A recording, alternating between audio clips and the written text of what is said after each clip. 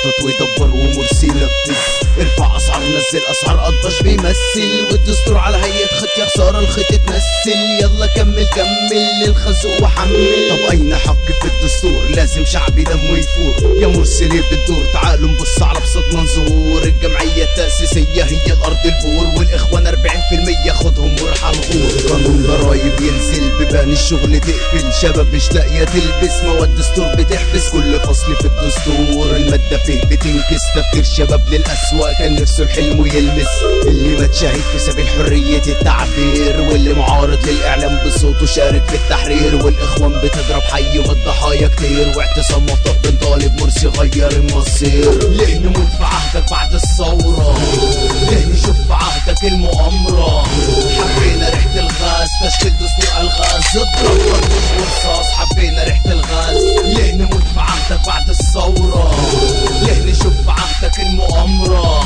حبينا ريحة الغاز تشكيل دستور الغاز، اضرب خرطوش ورصاص. حبينا ريحة الغاز. استفتنا تكتب نعم على دستور مسلوق، لو كله راح وقلنا لا خلاص خدنا الخازوق. لبسنا الطوق ونبيع مواد دستور في السوق، واحدة مقلي واحدة مشروع، طرف المادة يكون محروق. من شروط القرض هي فشخ شعبنا، وبمشروع النهضة عمال يغسل مخنا.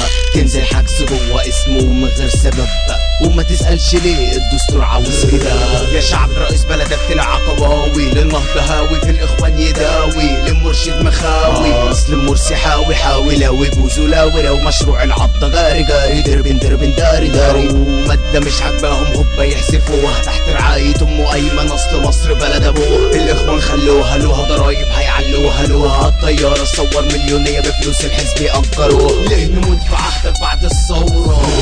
ليه نشوف في عهدك المؤامرة؟ حبينا ريحة الغاز تشكيل دستور الغاز، اضرب خرطوش ورصاص. حبينا ريحة الغاز. ليه نموت في عهدك بعد الثورة؟